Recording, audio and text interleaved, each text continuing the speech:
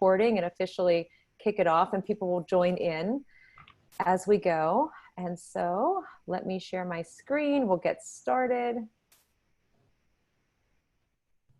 And hopefully you can you see my screen? I think so. Yep. All right. So welcome today to Learning Revolution, Thrive in EDU. Today, I am so excited to have my guest, Dr. Sheldon Eakins. You can connect and follow him on Twitter, does amazing work, which we'll be talking about here today in the time that we spend together. The session is being recorded. I know people tend to join in a little bit later, or you might have to leave and go to a meeting or something, or jump in another Zoom meeting. So the recordings will be available usually within about 24 hours, and all of the prior episodes are also available on the Learning Revolution site. Very briefly about me, my name is Rachelle Dene Poth. Love to connect with you on Twitter. It's rdene915.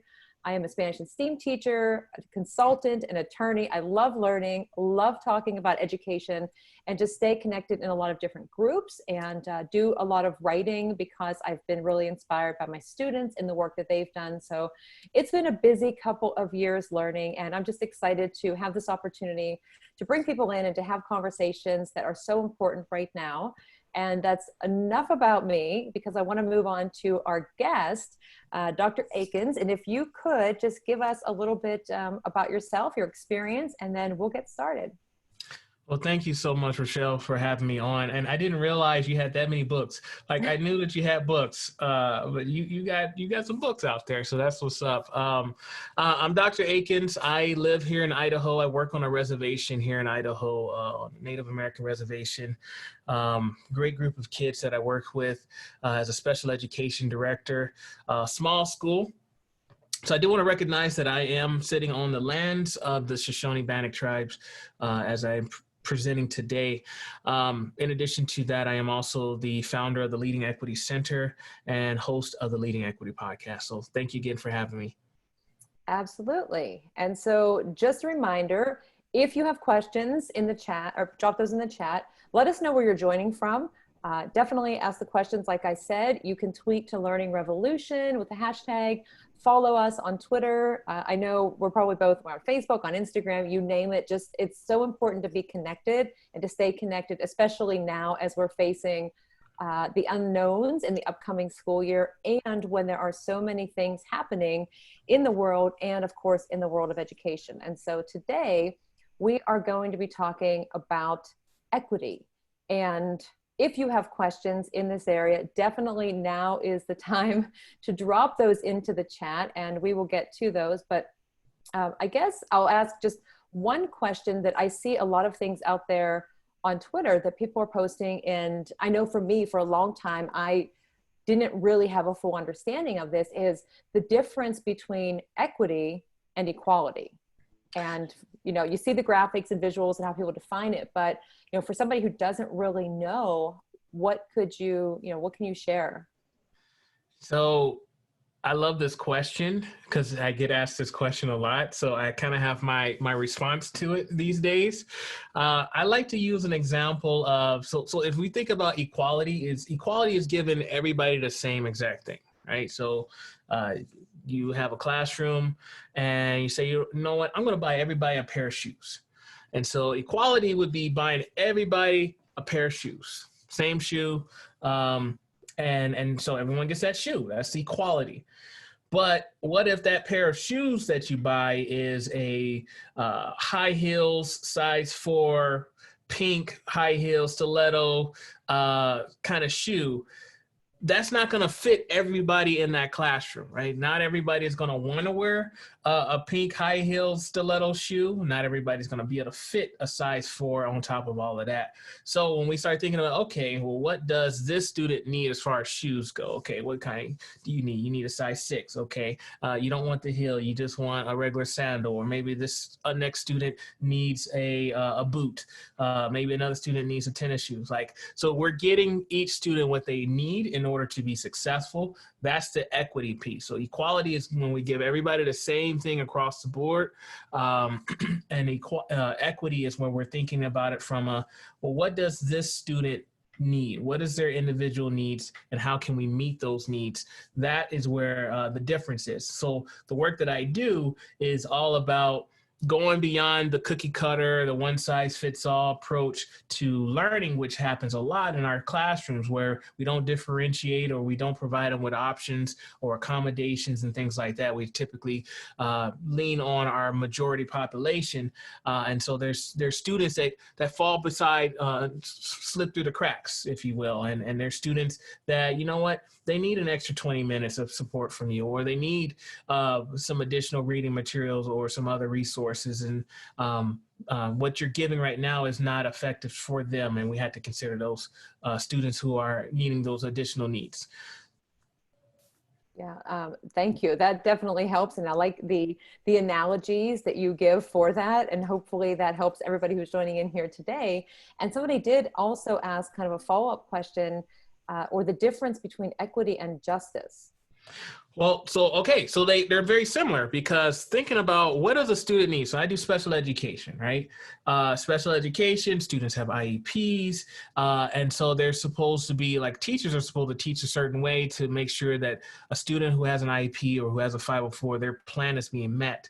Okay. Now, when you start to see those things not happening, that's when we have to start bringing in the justice side of things, right? Where we need to make sure we're meeting, okay, so the student's plan says they're supposed to have extra time, or the student plan says that they're supposed to have not as much work. So, and when I say not as much work, I mean, so rather than give them the entire 30 questions for this multiple choice, maybe they only have to do the odds, or maybe they only have to do the evens. And so if you're not following what the plan says, then we have a justice issue. And so we need to figure out, well, how do we make sure that those needs are being met? Another side of justice would also be from a larger scale outside of the special education side of things. It's just in general, like when we think about discipline and how students are treated when it comes to discipline practices, and who's being kicked out the most, who's being quote unquote targeted, if you will, when it comes to classroom management. And so when we start to see issues happening, and we want to speak up and we want to advocate for our kids, that's where the justice side of things come from. So you can tell how equity and justice coincide with each other, because if you don't have equity, then you don't have justice either. So it's important that we make sure that we understand that as well.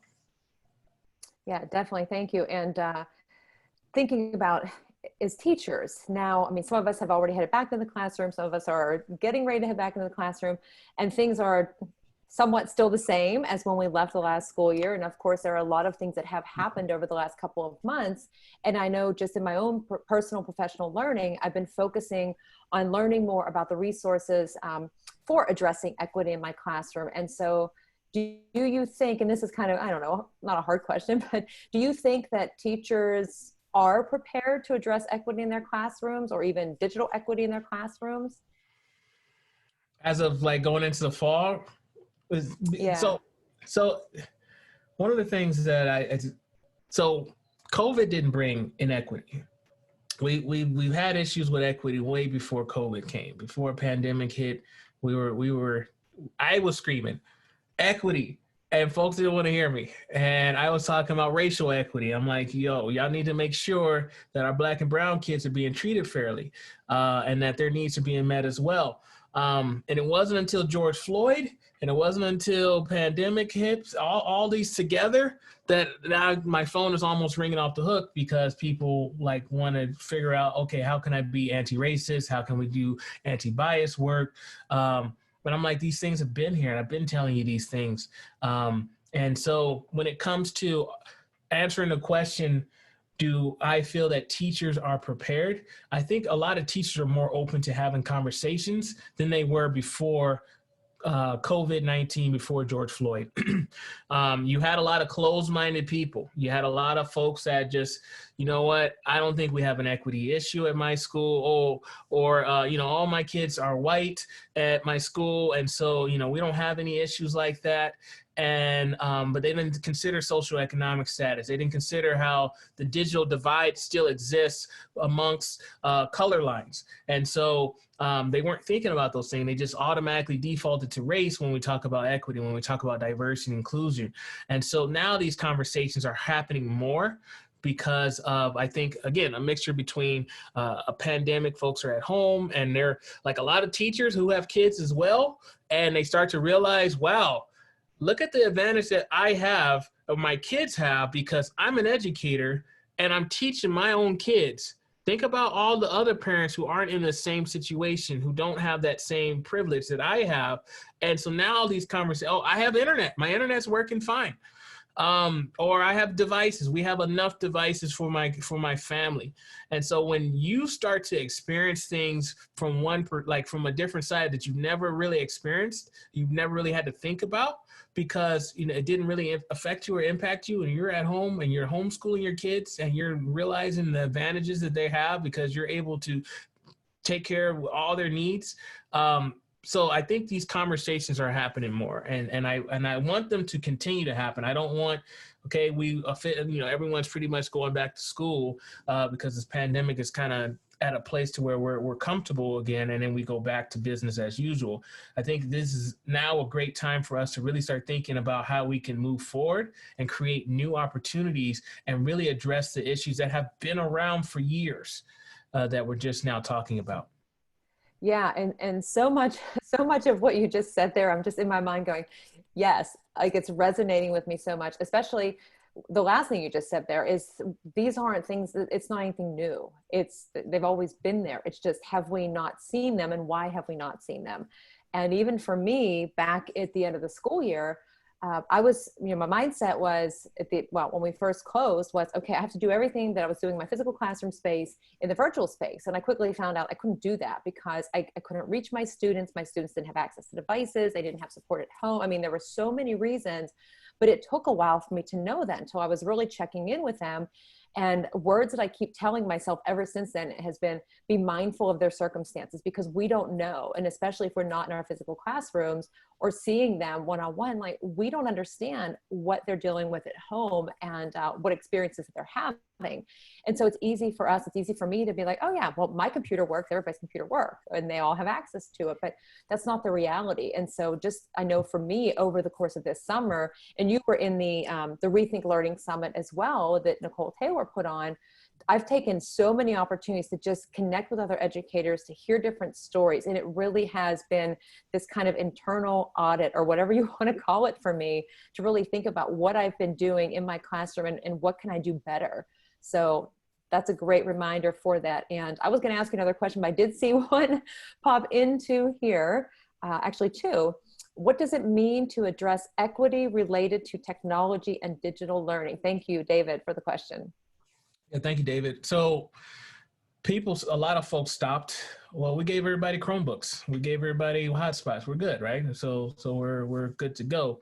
And folks forgot that there's so much more to that. I mean, I work on a reservation, and honestly, the internet connections on the res for a lot of the kids is spotty at best. So even with a hotspot, I mean, the cell phone towers just aren't there. So even if you give everybody quote unquote access to internet and a device, doesn't solve all the problems. We have to also consider the asynchronous versus synchronous conversation as well. Like where we have folks that are saying, you got to have your morning meetings at 8 o'clock every morning, or once a week or twice a week or whatever it is, expecting kids to show up, and not considering that kids aren't always able to show up. Not only are they not able to show up, but then we require them to show their cameras. And so then that's a whole nother conversation, because you got kids who are embarrassed with their background and where they're at, and requiring them to show their cameras. A lot of districts have a policy where you can't record your Zoom calls or your Hangout calls or whatever, so that the kids don't get a chance to on demand it later. Like they can't watch it later because they missed it. Like, we're recording this live, but it's going to be available for folks. a lot of our classrooms aren't set up that way. So it's just like, if I can't attend, then I can't attend. And just imagine the instruction that you miss out on. Imagine the camaraderie, the community building that you're going to miss out on, especially with a new school year starting and you got new students and you're trying to develop a community, and you don't have, you're not able to participate in that sense. So there's so many issues there. Then we can talk about our emerging multilingual students, our special education students, our 504 students who learn better, often with someone to guide them, having a teacher physically there available to, they can raise their hand and ask questions, and not having access to that either. And so they're required to do the same amount of work or within the same time frame and still meet all those deadlines, and they're on their own because maybe they don't have a parent who's able to sit down with them to help them out. So, I mean, there's so many. I mean, I don't know how much time we have, but I could go on for days about how digital learning has so many holes. I mean, and our traditional classroom does as well. But when we think about how that looks, and a lot of our teachers do not want to allow our students a menu, an option. I'm a big proponent of universally designed for learning because with that, you give students a chance to provide you the information or show you that they've learned something the way that they want to show you. But often we say, well, give me a 10-page paper, or we say, you do this quiz or do this worksheet, and then that's how I know. But that doesn't work for everybody. Some people are really good with drawing, and they can draw you, illustrate you this amazing image that would hit every single thing that you were asking for on that quiz and everything you were asking for on that research paper. However, you're forcing them to type, or you're forcing them to have to, deal with their test anxiety and deal with this quiz. And they would have performed so much better had they had an option in order to be able to provide you that information. Yeah, and when you say like how much time do we have, we could talk about that for a really long time, which just shows with all of these decisions being made about reopening schools and what school is going to look like and distance learning. I mean, there's a group in New Jersey that I think back in April or May, maybe they started with a list of questions that were coming up about schools and reopening. And it was somewhere around 70 or 80.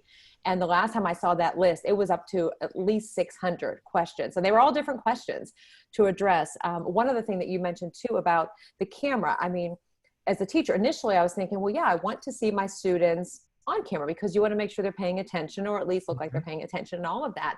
And it was a couple of days ago that Ken Sheldon had put out the tweet, and you saw where a teacher was giving points for students being on camera and all of that. And then Tori Trust, who I know through ISTE, created an infographic that talked about like the reasons why you shouldn't do that. And You're right, like you don't know what their home experience is like and what's in their background. And so initially, I mean, a teacher might think, yeah, I want to see my students, but we also need to take that moment to think, okay, why might our students not want to be on camera at that point? And it could be for any number of reasons, but it's just, making those connections to find out why. So when you said that, it made me think of like, yeah, that's definitely something we need to be mindful of too. I see a lot of teachers that'll say, you can't even eat. So like you have a 7:30, 8 o'clock meeting, but the kids can't have their breakfast while they're on the screen because, you need to be fully engaged with our morning meeting. Why is it a big deal for a student to eat their bowl of cereal while they're on camera with their classmates? It's 8 in the morning. And again, we don't know necessarily their home life. To me, it's what's the problem? The other thing that I forgot to mention, Rachelle, was when we're talking about digital equity, is these learning pots. I push out a newsletter every week through the Leading Equity Center, and that's what we'll be talking about is these learning pots where you have folks who are more affluent are able to go in with other groups, and then they get these tutors, and the private tutors basically work with the students, and we think about the advantage that folks will have, our students will have, when they have a private tutor that their parents are able to afford, maybe $1,000 a week or a few $1,000s a month, to get them caught up or get them working all through the summer, all through this pandemic. Those things have been popping up, and they've been popping up a lot more, which has also further expand the gaps that are out there when it comes to learning and achievement. Yeah, definitely. And I saw a couple comments in the chat about thinking, I know my school for a while, we're not one-to-one. So I would take my students to the computer lab. So they had devices, or I would have extra ones in the classroom. And now teachers don't necessarily have the access for their students because COVID, we're not in schools, or even for teachers trying to figure out how to provide for their students online. So great comments and feedback from Roberta too about, oh yeah, right, the cultural prohibition sometimes about being on camera as well. So it's not easy. One other thing that I wanted to bring up too, before we kind of wrap up for today, is all of that you put out, like you have your podcast. And so whenever teachers, I think it's a great resource for teachers to go and listen in on. I'm going to actually drop the link in there for your Leading Equity podcast. But what are some other suggestions that maybe you would make for schools, for teachers, for things that they could explore, whether it's resources or anything to kind of, have a focus and things to be mindful of as they prepare? That's a good question. Besides my website, I have 2 free courses online. One is teaching online, and I have another one on equity and grading. Those are available for free. Beyond that, I would say some good resources to go as far as learning about online teaching specifically would be, trying to remember the name of it. My good friend Marcus Borders, he's out of Kennesaw State University. So Kennesaw State University has some good information there. When we're talking about, Ken Shelton is a really good resource as well that you mentioned also. And I always like the Culturally Responsive Teaching and the Brain, which is Loretta Hammond. I think that's a good one. Right here, I have these 2 books. If you want to just kind of learn more of some of the basics when it comes to anti-racism, anti-bias, and, abolitionist teaching. We want to do more with Bettina Love and How to Be an Anti-Racist by Ibram X. Kendi are some good book resources that I recommend. Yeah, I am about 75% of the way done with Dr. Kendi's book.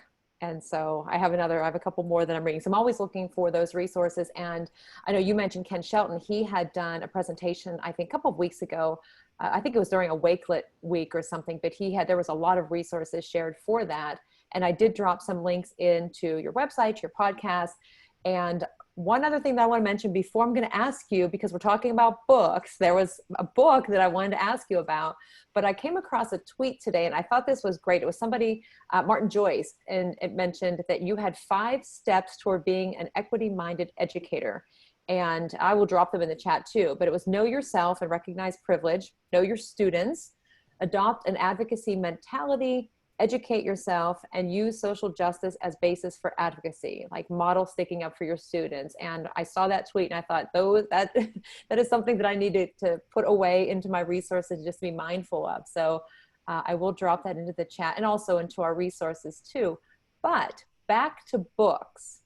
So do you happen to have any books besides the ones that you've already shared that maybe you could share with us here today? Yeah, so my kids have written a book through EduMatch. Shout out to Sarah Thomas, Dr. Sarah Thomas. But it's called Kwame and Matthew's Mystical Adventure to St. Croix. So when I first started teaching, I went out to the Virgin Islands, and that's where I started my teaching career. That's where I met my wife, and that's where we had my daughter, Layla. And so Layla and my son, SJ, wrote this book. So it's available on Amazon. It's all about these 2 kids, Kwame and Matthew. They go to sleep, and when they go to sleep, they have these mystical adventures.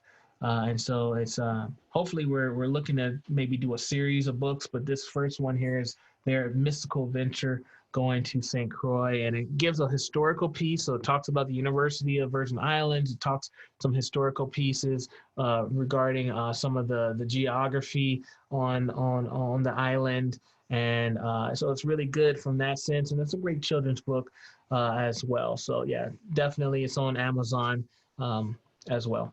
Yeah, you have to be so proud. I'm jealous.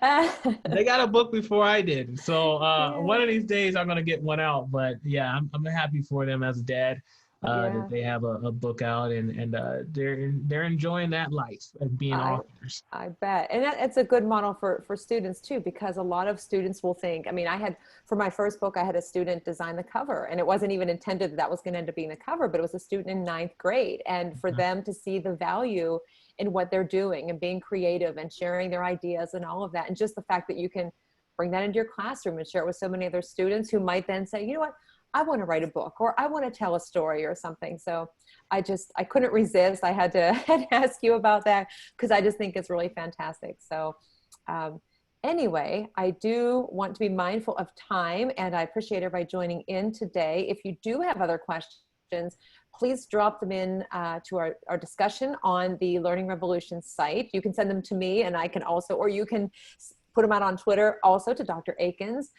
Please listen to his podcast. And sign up for the newsletter. I do enjoy getting the newsletters. I will say I get the new and I read through it. I'm thankful to have like resources that I know that I can rely on, I can go to, and I can always come back to, and also that I can share. So appreciate your time and the questions from everybody that joined in. And if you want to join again, I have another show coming up at 5 o'clock today and also next week. So I'll stop recording here.